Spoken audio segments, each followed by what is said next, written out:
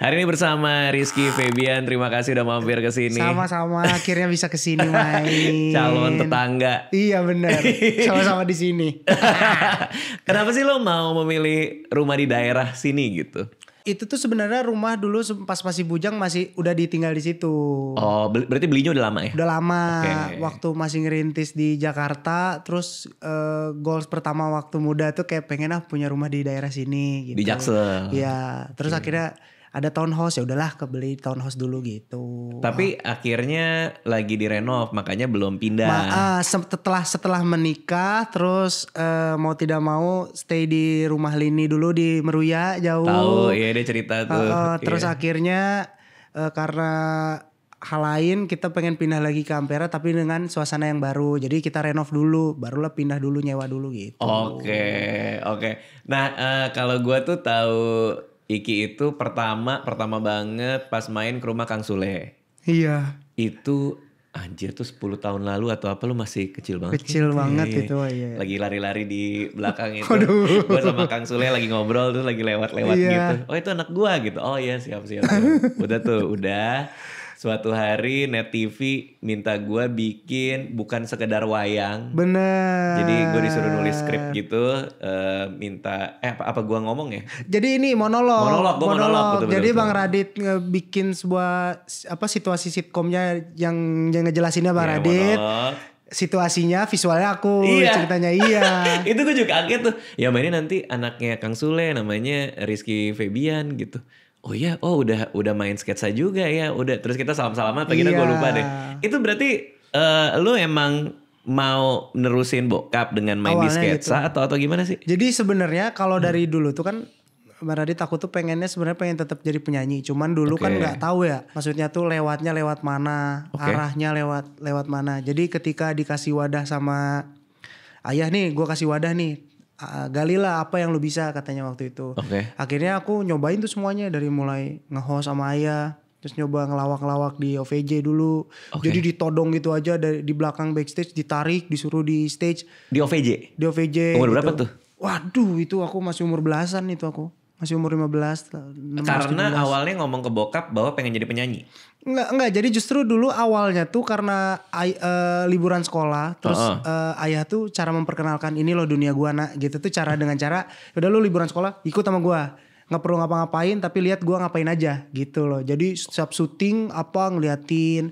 Ayah kalau di rumah bikin lagu ngeliatin. Secara tidak langsung kan jadi memori buat aku kayak oh ternyata bikin lagu kayak gini. Oh ternyata kalau ayah syuting tuh ternyata kalau kamera sudah on cam tuh berarti kita harus tanggung jawab nih ngehibur banyak orang. Akhirnya awal-awal ditodong sampai akhirnya dikasih program lah jadi host. Oh iya? Iya dulu main sitkom yang tadi terus sinetron dulu aku coba. Tapi ke dalam hati kecil gimana caranya tetap one day itu ada batu loncatan biar tetap jadi penyanyi gitu. Berarti lo emang pengen jadi penyanyi dari Kecil. awal. Dari kecil cuma pemalu. Dari dulu tuh gak pernah berani di kamar mandi doang. Disuruh nyanyi sama ayah atau almarhum mama tuh pasti gak pernah mau gitu. Kenapa ingin jadi penyanyi? Karena kan bokap lo kan itu Pelawak komedian gitu ya, gitu iya. kan. Kenapa kok jadinya Larinya penyanyi? Nah jadi waktu itu tuh ada momen dimana ketika udah di Jakarta terus ayah bilang udah kamu homeschooling aja ya katanya tuh. Soalnya kerjaan bakal banyak nih buat kamu katanya bilang gitu. Oke. Bakal banyak jadi kamu udah homeschooling. Pas homeschooling mulai ternyata pekerjaan gak ada sama sekali. Dan ternyata usut punya usut itu ayah sengaja. Oh iya? Sengaja jadi biar coba lu gali sendiri apa yang lu bisa gali dari diri lu. Nah aku ngerasa aku bisa nyanyi lah waktu itu. Jadi aku selama 3 bulan gak dapet kerjaan apapun tuh aku belajar nyanyi dari YouTube. Belajar nyanyi dari YouTube? Dari lagu yang aku suka, belajarin nyanyinya, cara nyanyinya, terus sampai enak bisa ngenakin lagu, sampai akhirnya bisa nadanya dikemanain. Selama 3 bulan itu, aku masih ingat banget lagu-lagu Boyz II Men, Stevie Wonder. Itu lagu-lagu bule ya? Ya, Robin Thicke, R&B lagu-lagu gitu ya? zaman dulu, iya. Inginnya tuh kenapa? Kenapa pengennya nyanyi itu apa? Triggernya itu awal ketika karena kan mama dulu juga sinden.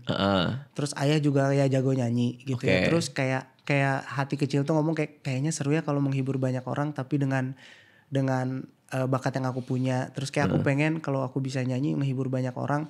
Dan tujuannya satu dulu tuh pengen ngangkat derajat mama aja orang tua. Oke. Almarhumah mama. Jadi pengen kayaknya karena gue bisa nyanyi kayaknya gue pengen fokus di sini deh. Padahal mah sekolah musik enggak gitu. Iya.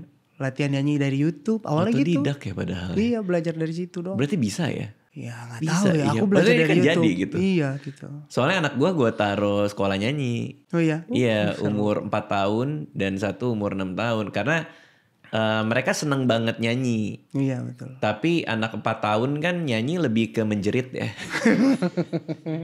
Menjerit dengan tidak enak ya. Jadi kan wow gitu. Udah. Paling gak kalau dia di lesin nyanyi jeritnya lumayan merdu lah. Bernada. Bernada. Iya. Dan akhirnya mereka suka. Ya. Mereka suka, mereka tertarik, tapi nggak tahu sih bakal jadi apa. Tapi artinya waktu itu disalurkan ke sana. Nah itu seawal apa kesukaan sama nyanyi? Samakah kayak anak-anak gue 6 tahun? Jadi dari umur 4 tahun, 5 tahun itu pernah ikutan lomba RT RW. Ini lucu nih. Jadi lomba RT RW dibohongin awalnya. Nanti nyanyi vokal grup ya. 11 orang yang nyanyi. Ini yang bilang siapa nih? Ayah. Oke. Ayah ngomong nih 11 orang ya nyanyi vokal grup. Oh seneng dong 11 orang mah saya gak nyanyi juga gak kedengeran gitu kan. Aman. Oh latihan bener 11 orang. Pas acara mulai sendiri. 11 Wah itu mau ngambek mau gimana juga gak bisa. Nah tapi aku tuh gak tahu kenapa di saat itu tuh aku ingat banget momennya. Tapi aku tuh tanggung jawab. Jadi kayak walaupun ditodong mau marah mau apa. Yang penting kelarin dulu nyanyi. Udah beres nyanyi boleh deh maki-maki gitu loh. Marah-marah. Wow ngerewel gitu. Juara 1 alhamdulillah. Juara 1? Juara 1. Taunya di hari H bahwa 11-11nya tidak ada? Enggak, iya ternyata emang dibohongin. Jadi awal latihan gitu, ramean segala macam. Pas di hari H, ya peserta terakhir Rizky Febian, anak dan Bapak Sutisna jangan naik. Kok disuruh naik kok sendiri? Mana yang 10 orangnya nih gitu. Tapi untungnya lancar nyanyinya gitu, tanggung jawab gitu. Juara 1 Juara tapi 1 bro. alhamdulillah. Juara 1. Gitu. Itu pas udah selesai baru bokap ngaku saya ini. Ya itu mah udahlah itu mah tes mental. Itu bisa kamu itu bisa. Ya kan kalau ngomong dari awal kan mungkin bisa nolak dari awal gitu loh. Oh berarti itu ya karena lu kalau sendirian mungkin udah nggak mau duluan, makanya dibilang bersebelah. Iya, ditambah mungkin dari dulu tuh kan kecil kalau mama manggung nyinden gitu ya, aku ikut gitu, kayak tahu mama tuh nyanyi oh kayak gini gitu, ayah manggung, jadi mungkin ada sedikitnya kepekaan akan seni, jadi dari situ mungkin daya tarik aku juga pengen ke dunia seni gitu. Oke, ini gak sih lu kayak begitu main sketsa segala macam ada beban juga gak sih anaknya Sule? Iya banget, nah itu tuh justru dari dulu tuh kan karena pemikirannya kayak kalau misalkan ayah kan pekerjaannya sungguh mulia menghibur banyak orang gitu, apalagi komedian lah siapapun gitu ya, kan sangat berat sekali bebannya gitu, tidak bisa memperlihatkan kondisi yang sedang apa yang terjadi, tapi fokusnya adalah menghibur banyak orang. Jadi waktu itu ketika dikasih wadah tuh kayaknya nggak bisa deh kalau harus meneruskan ayah, karena memang paling aku juga apa tuh ngebodor tongkrongan, anak tongkrongan doang, sedangkan kalau pure jadi komedian kan dia benar-benar punya strategik, terus dia punya taktik untuk ngelawaknya, punya segala macam, ada pola di situnya, atau nggak personet siapa dan yang lainnya. Jadi waktu itu tuh kayaknya nggak bisa, cuman aku jalanin dulu berharap itu menjadi peluru semuanya gitu loh, kayak alhamdulillah tapi semuanya kepake Bang Radit. Kayak misalkan di stage sekarang kalau misalkan aku mulai akur sama penonton, aku udah bisa ngecairin suasana. Seenggaknya ngelawak dengan apa yang aku bisa, akhirnya penonton ketawa. Terus dulu aku nge-host, akhirnya public speaking aku sekarang terlatih ketika di panggung gitu. Dulu belajar acting dan yang lainnya, ternyata itu bersangkut pautan dengan ketika nyanyi harus ada penghayatan dan yang lainnya, ternyata kepake semuanya gitu. Oh artinya kalau misalnya waktu itu gak belajar nge-host sketsa, nyanyi doang. Iya mungkin aku masih buta dan harus belajar banyak belajar hal lain gitu loh, tentang nyanyi harus kayak gimana, menghadapi ribuan banyak orang kayak gimana. Tapi setelah aku ngelewatin semuanya, ternyata semua yang aku lewatin tuh itu justru malah jadi modal besar buat aku ketika sekarang aku jadi nyanyi gitu loh. Iya, dan kepake juga akhirnya gitu loh. Waktu sekolah, karena kan anaknya Sule nih pernah diledek-ledekin. Oh iya, justru dulu ya tanya ayah, dulu tuh aku malu. Malu maksudnya gimana? Ya karena kan dicengin waktu SMP tuh, kayak oh anak Sule lu, rambut kuning lu segala macam. Dia lo ya, itu belum disiram. Belum disiram, masih di pinggir. Masih di pinggir. Dulu kan ya karena masih anak-anak gitu loh. Jadi kayak masih remaja tuh kayak malu. Malunya tuh dalam artinya bukan malu karena bokapnya jadi seorang pelawak, bukan, tapi karena sedih aja. Jadi kayak di satu sisi kayak ya lu tuh ngapain sih kerja lu kayak gitu, dipukulin pakai styrofoam dulu. Oh, ada masa sampai itu ya? jatuh-jatuhan, ada rasa sedih kasihan gitu loh. Tapi akhirnya dengan lambat laun tuh kepikiran bahwa justru kenapa gue harus malu ya, justru adalah sebuah kebanggaan. Belum tentu orang tuh ada di posisi bokap gua gitu yang memang ternyata tugasnya begitu berat, bebannya banyak untuk menghibur banyak orang kayak gitu-gitu. Gue tuh pengen dapat perspektif itu udah dari anak gitu, karena kayak anak gue sekarang kan juga tadi kan habis ngambil rapot kan, ada guru baru masuk di kelas, terus nyamperin minta foto, foto gue, foto begitu kelar si anak gue bilang, aku masih nggak ngerti kenapa orang minta foto sama papa sih gitu. Waduh, susah jawabannya. Iya kan. Jadi ada perspektif kayak anak gue tuh tahu nggak sih kerjaan gue apa gitu. Nah, lu ada masa itu nggak ngelihat kayak misalnya si Kang Sule pergi ke mall difotoin, ini apa sih dia sebenarnya? Iyalah, dulu ada gitu. Sama kayak gitu ya. Risi. Oh, lebih ke risi tapi. Risi dan juga mempertanyakan kayak, nih kenapa harus pada foto ya gitu loh. Maksudnya kan ini kan quality time gue nih, kasarnya zaman dulu gitu. Kayak bahkan mempertanyakan, sekalipun itu bahkan mempertanyakan hal lainnya. Jadi kayak misalkan ke ayah aja dulu gitu kalau waktu SMP kayak, lu tuh kenapa sih lu gak ada waktu banget sama gue gitu, kayak lu tuh ngelawak terus. Kayaknya kalau di TV sama orang lu happy-happy aja, tapi pas ketika ketemu sama anak-anak lu kayaknya serius banget sama kita. Kayak, kayak sempet ada pemikiran kayak gitu. Dan di saat itu pun ayah gak bisa jawab apa-apa. Terjawabnya ketika aku masuk ke dunia yang sama, ternyata gini, ternyata memang ini. Oh iya gitu loh. Menurut lo apa yang menyebabkan ketika di panggung kita happy ceria, tapi ketika di rumah kita malah lebih serius dan reflektif tuh apa sih sebenarnya?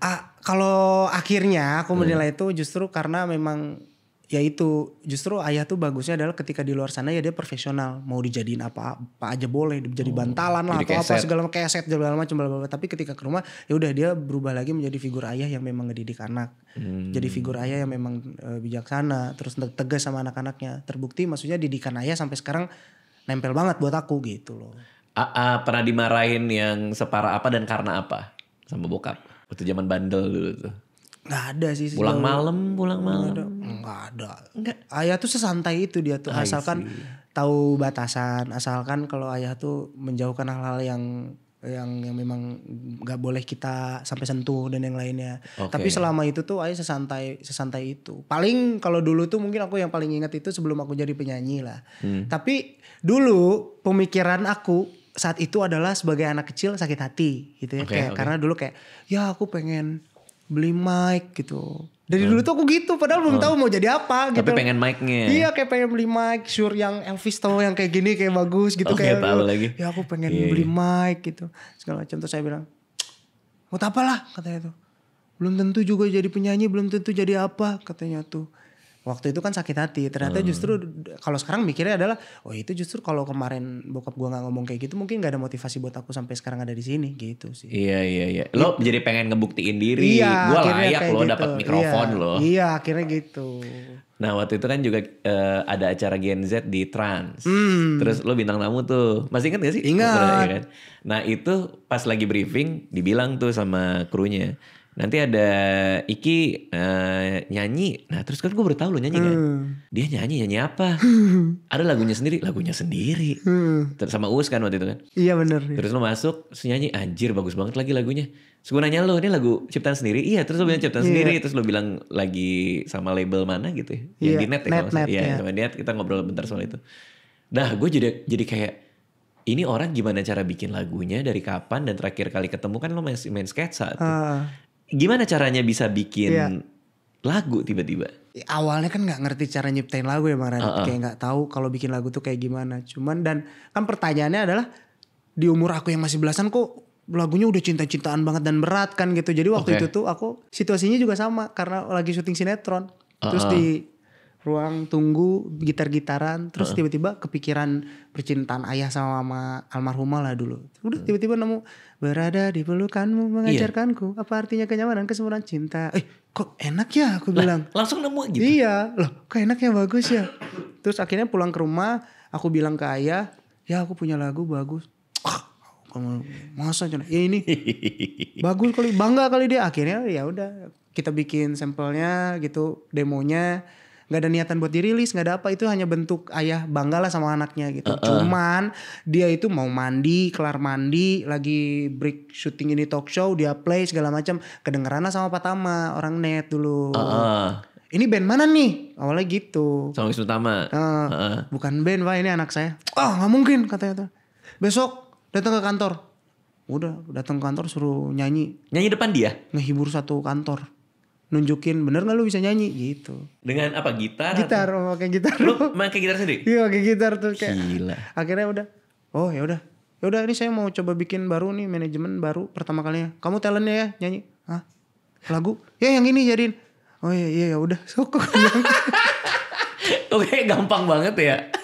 Tapi itu dapetin lagunya berarti ngasal main chord aja. Iya. Main-main aja kan? Main-main aja sebenarnya mah. Nggak berawalnya dari, kalau aku tuh dari dulu ngulik-ngulik lagu tuh, kalau bikin lagu tuh biasanya aku ngulik dari satu chord lagu mana yang aku suka. Bener. Tapi aku challengein dari diri aku, dari satu chord lagu itu bisa beberapa jadi notasi gitu loh. Bener. Nah tiba-tiba udah deh nemu lagu.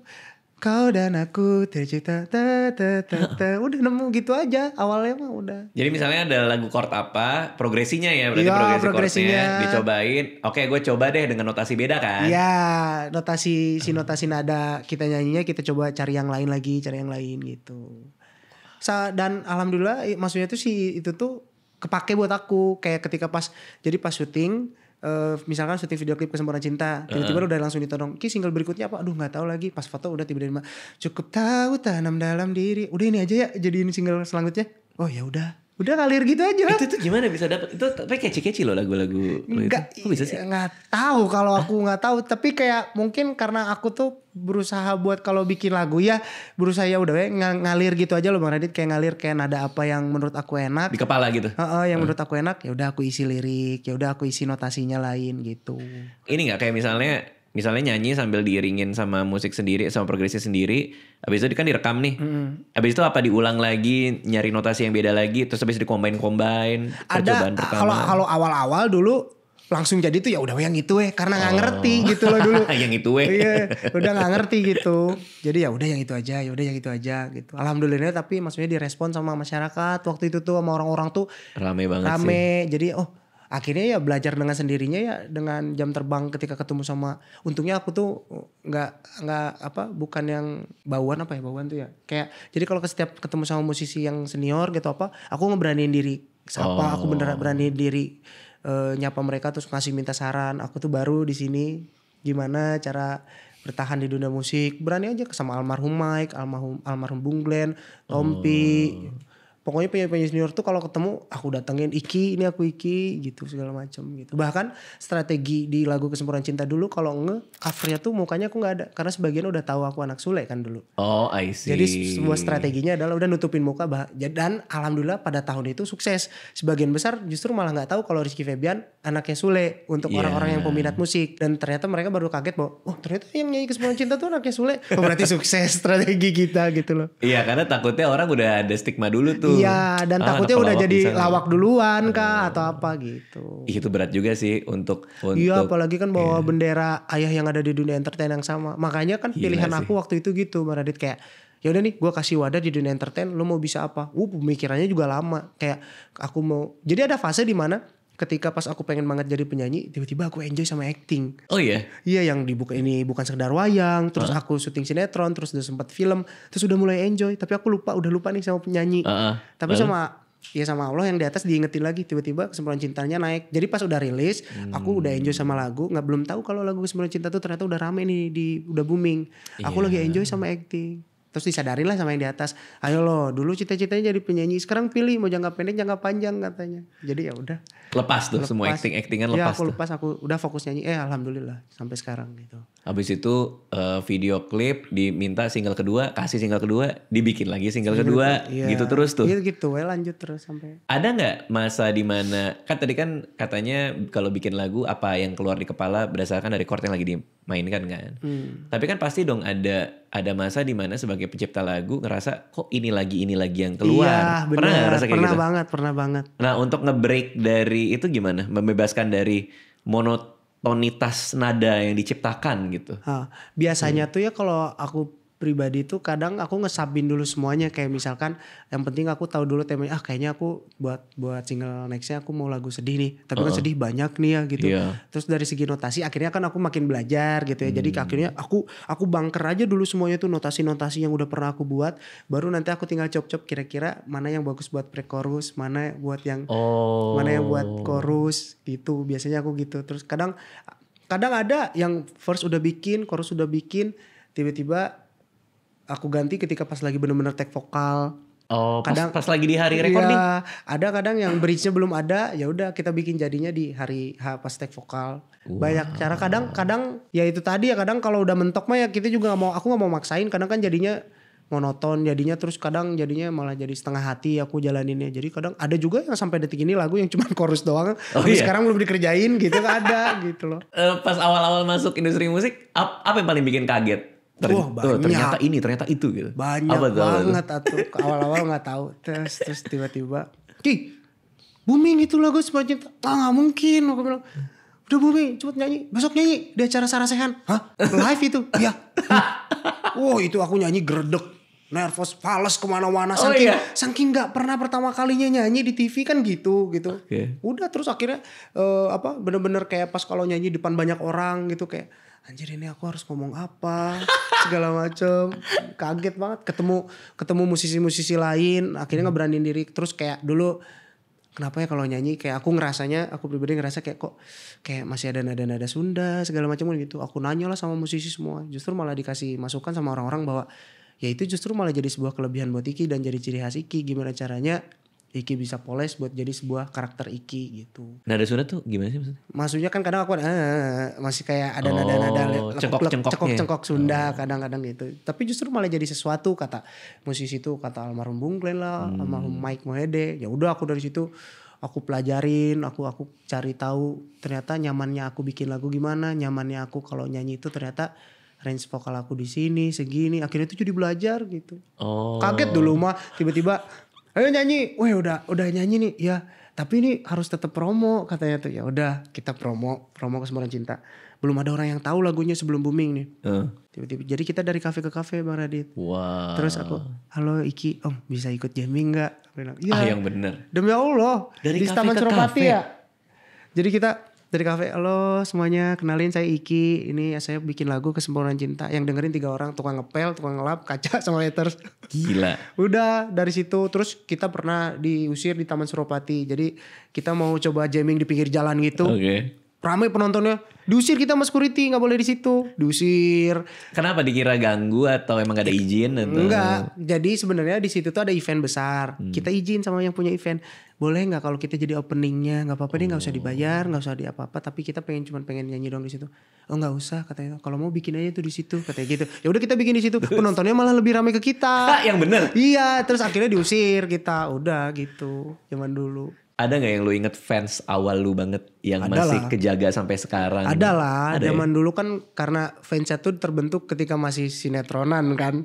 Jadi cuma ada 5 orang. Oh iya? Iya, cuma 5 orang. Jadi pas manggung dulu awal-awal Semua Cinta, ini lagi kayaknya ya. Masih hafal itu? Masih hafal, ada banyak banget, ada 5 orang gitu. Sampai akhirnya terbentuk lah, kenapa namanya Riz Veles kayak gitu. Dengan sendirinya, tapi itu tuh Bang Radit kayak gak nyangka lah gitu. Terus tiba-tiba, Ki lagu udah berapa lagu sekarang? Ya ada 3 katanya tuh. Yuk kita promo radio, kita keliling promo radio Bang Radit, bener-bener. Di mana tuh, di Jakarta atau sampai luar-luar juga? Sampai kita kalau ke luar kota ya kita bener-bener coba buat promo, kita memperkenalkan gitu. Memberanikan diri aja karena dulu mungkin tes mental dari manajemen net gitu. Coba nih Ki mentalnya berani gak nih kalau ngomong depan banyak orang.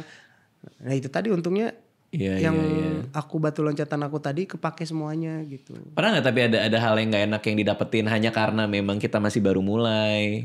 Ya mungkin nggak, ya karena ya pasti itu mah klasik ya, kadang mungkin nggak dihargai aja gitu. Kayak dulu sebelum Kesempurnaan Cinta mau diterima sama net itu, jadi aku melakukan sesuatu hal di belakang ayah, di belakang orang tua, tanpa pengetahuan. Jadi aku casting iklan, film, sama Mbak Ira, namanya inget banget, kakak iparnya Kang Arman Maulana. Kenapa harus diem-diem? Karena pengen ada sesuatu yang nunjukin karena aku pengen banget tahu prosesnya kayak gimana tanpa dibantu sama ayah gitu. Jadi di belakang itu tuh aku casting iklan, casting buat Film. Cuman kayak halo saya Rizky Febian, profile gitu segala macam, kiri kanan. Oke nanti dipanggil. Bentar, kok kan gak acting ya, gimana mau manggilnya ya? Jangan-jangan.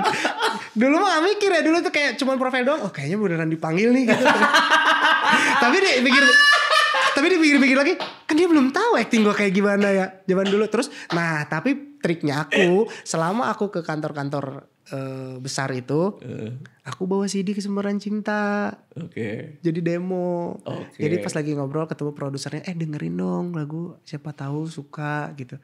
Ada yang ditaruh di pojokan gak didengerin, ada yang kayak gitu-gitu lah klasik. Sampai akhirnya aku punya tujuan waktu itu, awas gue bilang, kalau suatu saat lagu ini besar, cuman pengen ngebuktiin bahwa mungkin gue adalah orang yang terpilih yang diberikan keberuntungan begitu besar sama yang di atas gitu ya. Dikasih punya orang tua di dunia yang sama, terus punya wadah segampang itu akhirnya ke dunia entertain. Tapi bisa membayangkan buat musisi-musisi, orang-orang di luar sana yang pengen jadi musisi ke Jakarta kan dengan ekspektasi yang besar, mereka tuh pengen ke Jakarta susah. Terus ngirim, zaman dulu kan masih zaman ngirim-ngirimin file kopian lagu diterima atau enggak. Nah waktu itu tuh kayak sedih banget gitu. Makanya pas lagu booming Kesemburan Cinta, pas booming tiba-tiba lagunya pengen dipakai jadi soundtrack di si kantor tersebut. Datang lagi aku. Bukan dendam, tapi aku pengen ngebuktiin bahwa yang namanya karya itu setidaknya lu hargai. Kalaupun tidak diterima, setidaknya berikanlah pernyataan bahwa tidak terimanya dengan enak lah gitu dan segala macam. Aku ngebayangin musisi-musisi luar yang sampai jual sapi, jual sawah tuh buat pengen ke Jakarta gitu. Jadi waktu itu aku dengan datang ke sana, pas banget ketemu orang yang sama. Dulu kan Kesempurnaan Cinta saya bawa ke sini. Aku ingat banget Pak, Bapak taruh di situ tuh. Aku gitu. Terus dia gimana? Wah, coba aja ya dulu ya lagu klasik ya. Coba semua cerita dulu ya. Segala macam. Aduh, gitu. Iya sih. Tapi itu membuat lo jadi ini gak? Kayak, karena gue pernah dalam posisi yang kayak gitu juga tuh. Nyoba terus dibilang kurang lah apalah segala macam, nggak dianggap banget gitu lah. Tapi itu ngebuat kayaknya gue jangan gitu ke orang deh. Nanti gue nggak pernah tahu dia akan kayak gimana di masa depan gitu. Iya, tapi lo akan keinget gitu juga? Iya, aku keinget gitu Kak. Makanya pas momen itu tuh yang bikin aku trigger aku kayak gitu tuh karena aku mikir aku aja dengan posisi udah seenak itu gitu ya, bisa gak segampang itu buat nge-reach itu semua, ternyata masih bisa diperlakukan seperti itu. Dan apalagi buat orang-orang yang di luar sana gitu. Jadi kayak ya itu juga yang akhirnya ngebuat diri aku juga jadi bisa nahan diri dalam hal lainnya gitu loh. Tapi popularitas yang ngenain lo ini dengan semua lampu sorot segala macam, karena argumen gue tuh orang berubah karena dua hal, karena kena lampu sama kena uang. Dan gue udah sering ngelihat orang berubah gara-gara itu menjadi lebih aneh lah gitu.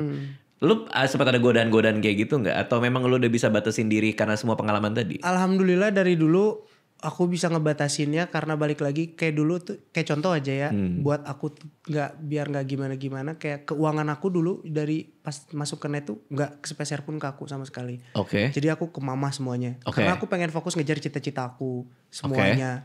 Terus dari segi kayak misalkan godaan-godaan yang lain juga aku berusaha untuk di circle yang memang aku nyaman. Karena aku kadang gitu juga, kadang kayak kalau misalkan di satu circle yang membuat aku ngerasa aku nggak nyaman, mending pamit aja. Kayaknya kita aku nggak bisa di circle yang sama, mending cabut aja. Dan alhamdulillah sih dari dulu aku nggak sampai kayak gimana-gimana, dan memposisikan aku kadang dari dulu tuh aku memposisikan bahwa yang berubah itu semuanya tuh ya aku mikirnya dulu ya nyanyi selain itu jadi cita-cita aku, sekarang udah jadi sebuah tanggung jawab dan sebuah pekerjaan. Yang membedakan mungkin itu aja, sekarang aku jadi lebih sibuk dan ada pekerjaan. Selebihnya mah ya aku tetap Iki yang dulu, tetap Iki yang resep Sunda, tetap Iki yang suka bercanda, Iki yang ya udah gini aja gitu loh dari dulu. Gitu. Lu gak kesetrum kan? Nggak, orang rambutnya berdiri soalnya itu banyak kabel soalnya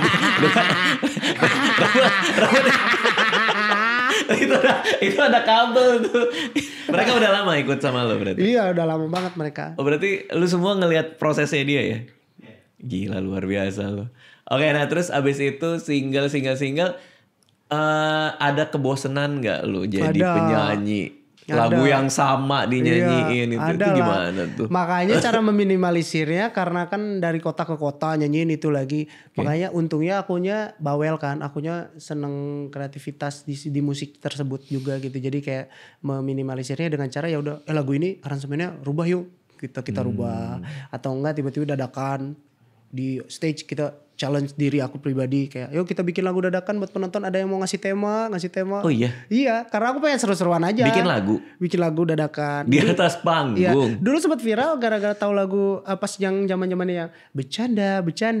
Terus waktu itu aku lagi manggung di Malang, terus aku iseng kayak oke guys, karena ini lagi di Malang, coba bikin tema apa? Terus ada yang ngomong baper bawa perasaan. Oh ya udah, aku cari nada, lirik langsung. Terus akhirnya refnya aku masukin ke situ. Bercanda. Ramai, ternyata viral gitu. Itu on the spot. Spontan aja. Betul. Iya. Aku terinspirasi dari Trio Lestari kan, karena mereka itu kan kayak Bung Tompi, Sandi Sandoro, almarhum Bung Glenn kan kalau misalkan off air tuh se-fun itu. Mereka kadang perkenalan dirinya aja dengan lagu gitu kan. Nah terus dari dulu tuh aku pengen nge-challenge diri aku aja, kalau misalkan di situasi kepepet gitu lo masih bisa mikir dan bikin lagu dadakan enggak kayak gitu. Berapa menit tuh pas bikin lagu dadakan itu? Ya mau gak mau langsung secepatnya itu 3 menit, 2 menit. Jadi mikir otak pas sambil manggung itu, sambil nyanyi itu lagu. Tapi itu seru sih. Seru banget. Masih dilakukan sampai sekarang? Ya aku masih selalu lakuin. Bahkan sampai aku dulu bikin program podcast musik. Terus sebagian besar segmennya tuh ya udah kita undang musisi. Kadang aku cross genre gitu ya. Terus akhirnya ada satu segmen di mana kita bikin lagu dadakan bareng gitu. Oke. Seru. Nah terus abis itu lo sekarang nikah sama penyanyi pula lagi. Penyanyi pula. Itu gue kemarin nih, ini bener-bener nih 4 hari yang lalu si Anissa istri gue ngasih lihat TikTok. Terus dia bilang, ini apa rasanya ya di rumah itu ya. Terus ada video lu mahal ini sama adik lu lagi nyanyi bareng di sofa. Itu tuh kayak rame banget di video itu. Iya. Nyanyi single barunya dia tuh. Apa ya judulnya ya? Oh ini yang jangan tanda tanya. Jangan tanda tanya. Tanda tanya gitu. Itu kalian bertiga nyanyi kan. Terus kayak ini kayak apa ya rasanya ya. Mereka penyanyi. Terus komen-komen semuanya nih apa rasanya. Keluarga Spotify anjir. itu apa memang kalian sering banget nyanyi bikin lagu bareng kayak gitu? Iya. Nah itu kan yang lagu itu kan lagu Njan. Itu tuh di album EP-nya Njan, cuman lagu itu tuh aku yang buatin, aku sama Lini. Kalian berdua bikinin lagu buat dia? Buat dia, dadakan. Jadi pas dia datang ke rumah, aku bikinin lagu terus segala macam. Ya udah, aku punya nih verse-nya enak kataku. Apa salah jika ku banyak diam? Terus Lini nyaut jadi. Seru banget. Seru jadinya, jadi lagu deh gitu. Kalau stand up comedian gak bisa gitu kali ya? Satu berdiri jadi materi gitu kayak gak bisa deh. Kayaknya nyanyi doang deh itu. Tunggu dulu, itu yang di videoin yang kalian bertiga di sofa, itu proses pembuatan lagu itu? Enggak kan? Itu udah jadi. Oh, itu udah jadi. Itu konsep promo lah. Oke, jadi Njan lagi main ke rumah lu. Lagi main ke rumah, terus dia ngejelasin, aku kurang lagu di EP aku. Ya udah Soko tuh mau dibantuin nggak bikin lagu? Iya ya udah, tapi apa ya katanya tuh. Terus aku tahu kan Njan orangnya cuek segala macam. Akhirnya udah aku bikin, Njan kayaknya ini lagu bagusnya, aku punya verse-nya gini. Terus Lini, sayang jangan kayak gitu, coba kesini aja nadanya. Itu Lini juga lagi apa? Lagi makan? Lagi di ruang tamu. 1 hari sebelum lahiran. 1 hari sebelum lahiran. Masih nyanyi tuh, teriak-teriak tuh Lini. Oke, terus jadi hari itu juga? Jadi hari itu juga udah, besoknya udah silakan pakai Jan. Aku bilang udah pakai udah nyanyiin sama dia. Refnya kalian bertiga berarti? Iya, refnya aku sama Lini. Di saat itu juga kan? Iya, di saat itu juga. Itu seberapa sering kalian begitu sebagai suami istri itu? Lagi bengong, kita bikin lagu kali ya gitu. Iya, sering banget, apalagi tuker-tukeran lagu kayak contoh di album Lini aku bikinin satu lagu yang bantuin lagu Lini judulnya Buru-buru. Terus di lagu aku Lini juga bantuin di album aku Lini bantuin lagu aku. Seru jadinya gitu. Ada apa perbedaan antara lu sama dia untuk bikin lagu? Kalau aku kebanyakan lagunya happy semua. Dia percintaannya galau. Lini galau gitu. Jadi aku kalau pengen galau atau apa, sayang bantuin nyariin lirik ya. Ya udah ayo gitu. Oke, nggak pernah perbedaan pendapat soal kreatif dan sering atau kalau itu mah sering banget. Cuman kadang kan ya kalau misalkan masalah rumah tangga ya kita kadang harus ada fase mengalahnya dan yang lain. Tapi kalau dari segi musik kadang kita debat dulu sampai akhirnya menemukan bahwa yang satu sadar atau enggak. Kadang aku yang sadar kayak oh iya ya kadang terlalu idealis ya sayang kalau kesini. Yaudah kita coba kesini, kita bikin opsi ini aja. Kayak waktu lagu Bermuara yang pernikahan aku aja itu cuman hamin berapa karena kita lupa. Jadi disuruh deadline bikin lagu, tapi kita malah asik nonton Bruno Mars di Singapura. Terus pas ini udah deadline udah mau sapit, alah. Terus gimana? ya mana lagunya? Oh, ya udah bentar, aku bilang. Udah aku mandi bikin nada, Lini bikin nada, udah voice note di pesawat, Lini beresin lirik, turun landing pesawat, lu ini udah jadi rekaman. Udah seru banget. Tapi karena itu juga dibalik karena moodnya lagi sih. enak juga, moodnya bagus gitu. Wah kacau sih itu sih. Seru. Berarti ada berapa banyak lagu yang lo punya di bank lagu ini? Ya alhamdulillah banyak, cuman ya balik lagi kadang kan kita juga sebagai, kalau aku pribadi aku tuh tetap berusaha tetap mengikuti kayak yang sekarang lagi itu tetap apa. Kadang jadi perombakan dari lirik tuh penting banget. Apa nih yang lagi relate sama orang. Kayak sekarang orang tuh lagi misalkan orang lagi santer-santernya perselingkuhan atau apa, ya kita coba cari lirik yang memang mengarah ke sana tapi tetap universal. Jadi tetap kita pikirin kayak gitu-gitunya. Kayak contoh lagu aku yang baru dirilis kemarin, Malam Rawan kan sebenarnya kan lagunya tentang kayak misalkan aku minder karena ngedeketin seseorang yang seseorang itu tuh spotlight banyak orang, pusat perhatian banyak orang. Tapi kan udah gak relate sama aku. Iya. Dengan aku yang udah nikah. Makanya bridgingnya aku dengan lagu tersebut aku bilang bahwa misalkan lagu ini adalah throwback aku ketika aku mau ngedeketin Mahalini. Jadi semuanya ada bridging buat kayak ke lagunya mau kayak gimana gitu. Nah dengan punya anak ini merubah apa?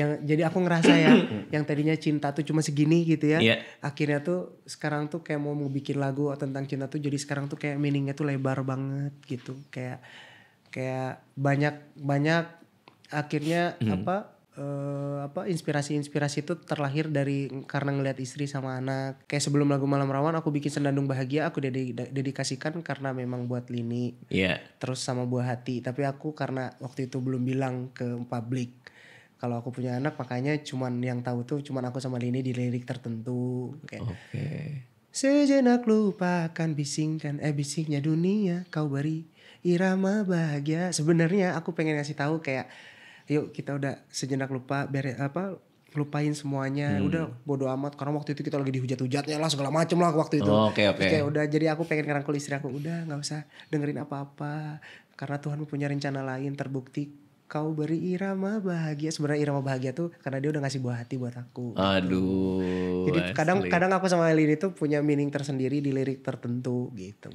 Tapi emang iya sih, ketika udah punya anak tuh ada satu dimensi lain di hati yang kita nggak tahu ternyata ada. Iya. Setuju ternyata banget. Bisa ya. Setuju peduli banget. Dan sayang sama anak kayak gini ya. Udah pernah demam belum anak lu? Demam belum, tapi pernah jatuh. Jadi itu deg-degannya minta di kasur kecil, kasur gitu. Oh dia guling-guling ya berarti? Iya udah guling-guling. Oh sama lagi anak gue juga tuh. Paniknya minta ampun. Ke rumah sakit gak langsung? Enggak, untung jatuhnya ke kasur lagi. Cuman kan dianya nangis, kaget gitu. Tapi dia emang ketawa-ketawa, udah digendong ketawa-ketawa lagi. Kitanya yang panik gitu. Iya kebayang sih. Gue nangis pertama tuh pas anak gue demam. Aku belum sih. Sampai nangis. Aduh, emang kita nggak pernah tahu sih kalau soal anak ya. Sekarang kita mau bacain nih. Ada beberapa pertanyaan. Boleh. Dari ini boleh diminum? Boleh silakan. Dari YouTube member gue. Link di deskripsi kalau ada yang mau join member. Dari Eternal Flare. Pelajaran apa dari Kang Sule di dunia hiburan yang dulu abang anggap sepele, tapi sekarang malah ternyata bermanfaat? Ih bagus nih pertanyaan member gue nih, keren. Mungkin dari segi belajar sama disiplin sih. Karena aku ngelihat dari ayah itu. Karena aku kalau dulu ngerasa kan kayak cuman menghibur gitu doang mah ya udah sih kayaknya nggak perlu materi banyak. Sempet gitu ya? Iya nggak perlu materi banyak segala macem gitu ya. Zaman dulu gitu. Terus pas akhirnya masuk ke dunia musik ternyata memang kita justru malah memang diharuskan dari segi kedisiplinan, waktu dan yang lainnya. Terus kayak ngelihat ayah berjuangnya dari nol. Akhirnya yang ngebuat aku kayak ya sampai sekarang malah kepake itu semua. Dulu ngerasa jadi apa sih maksudnya, ya udah kayaknya bisa aja deh, udah nggak usah siap-siap banget lah. Ya gitu dulu mah gitu ya. Ternyata memang harus gitu. Iya karena yang datang nonton kita nggak pernah tahu mereka berapa jam buat ketemu kita. Nabung berapa lama buat ketemu kita. Iya. Ya gak sih? Akhirnya malah jadi yang tadinya hanya sebuah cita-cita, tapi sekarang justru malah jadi sebuah tanggung jawab buat aku. Karena selain cuman bukan bikin karya aja, tapi ini jadi sebuah tanggung jawab, karya apa yang bisa aku kasih ke orang-orang yang memang udah ngikutin aku dari nol kan akhirnya gitu. Iya sekarang sih. Tuh. Terus dari Amledje, apa hal yang paling bikin speechless seorang Rizky Febian ketika pertama kali jadi bapak?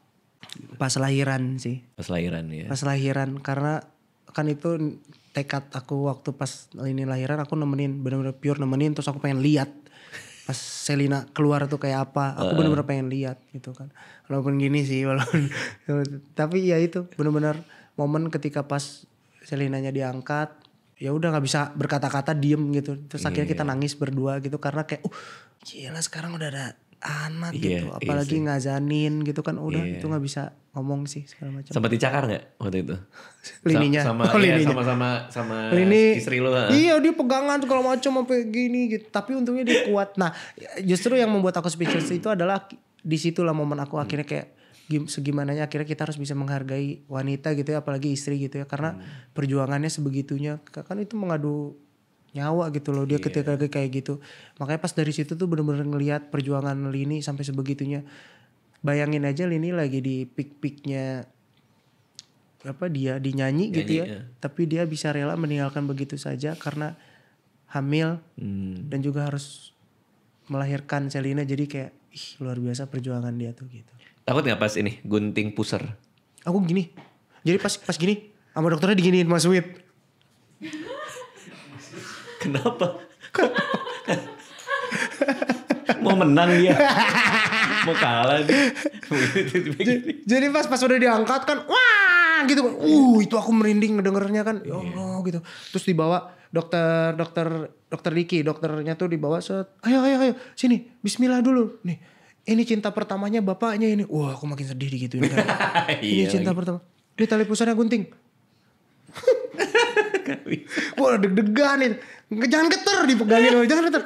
Cek, alhamdulillah. Udah sekarang bawa sama bapaknya ke atas. Cek kelengkapan jari, cek mata segala macam. Wah, itu deg-degan lagi kayak gitu sih. Cek pendengaran. Iya. Itu deg-degan tuh. Panjang apa ya Allah gitu kata-kata. Gila. Udah berapa bulan sekarang? Sekarang 7. 7 bulan. Di hari ini 7 bulan. Oke. Kalau ingat masa itu tuh memang sedih, ada harunya ya. Tapi begitu umur 4 tahun. Begitu dia udah bisa ngomong balik. Lu gue balikin aja mau gak sih? Ke dalam lagi. Nanti lu tunggu umur 4 tahun Iki. Oke. Lu apa nih selanjutnya buat lu? Apa yang lagi mau dilakukan? Ini ada yang konser juga katanya ya. Mau ada. Iya, itu aku ke KL kebetulan nanti ke Malaysia bareng sama Anggi Marito terus sama Fabio Aser.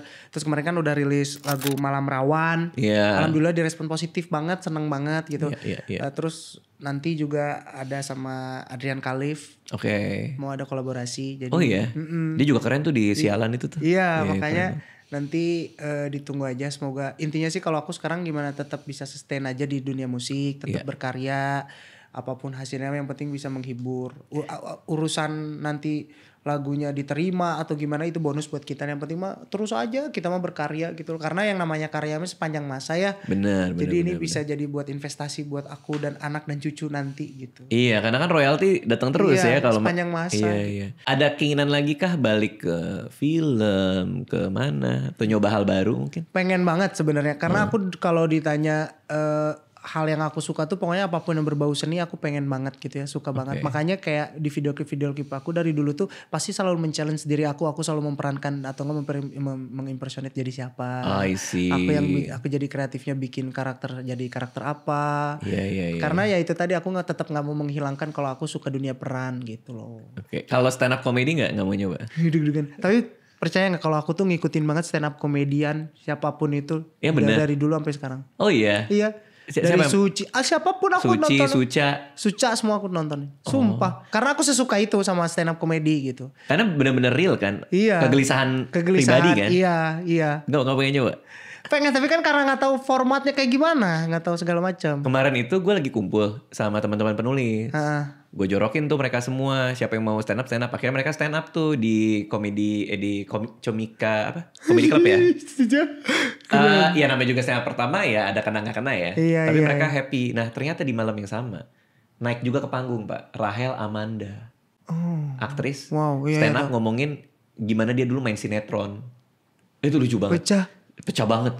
Sama Mas Rifnu, tau gak Mas Rifnu yang aktor juga ngomongin soal kenapa dia selalu jadi pemeran antagonis. Cuma gara-gara suara dong. Pecah banget. Apalagi kalau manggung banyak banget tuh keresahannya berarti. Cobain aja. Kalau di Comika kan tiap hari Rabu ya kalau nggak salah. Rabu apa Jumat gitu. Aku gak ngerti cara kayak set up, punchline kayak gitu-gitunya. Coba aja dulu, coba. Maksudnya nggak cerita apa aja. adanya, nggak usah pusing sama itu. Karena Mas Rifnu kemarin pas gue tanya juga, Mas Rifnu lu belajar di mana stand up? Oh enggak, gue cuma cerita doang gitu. Kadang kan kita suka kumpul sama nih, misalnya si Setrum ini lo lagi rambutnya berdiri mulu. Ngobrol tapi sama gosongan lu bener. Gosongan. Kan pernah kan kayak lo cerita, tahu nggak tadi pas manggung di sini kita mereka ketawa, gitu aja yang diceritain. Iya. Oh, aduh deg-degannya. Gue lagi stand up soalnya lagi jalan tiap hari Sabtu. Jadi gimana? Gue tiap hari Sabtu lagi show terus. Oh iya? Iya. Aduh seru ya. Seru banget. Mau nonton gak? Mau nonton stand up gue? Mau. Sabtu ini ada 2 tiket sih buat jam 1. Tapi gue gak tahu lo sibuk apa enggak. Boleh deh. Tanggal berapa? Tanggal berapa tuh Sabtu ini? Wah langsung pada ngecek jadwal. Ya anjir. Ya udah gak apa-apa, next time aja. Next aku pengen nonton tapi. Aman. Nanti kalau ada lagi ya. Iya ayo. Iki terima kasih udah Sama-sama, mampir kesini. Radit. Thank you. Good luck buat Seru semuanya. banget. Salam buat Mahalini juga. Siap, nanti aku salamkan.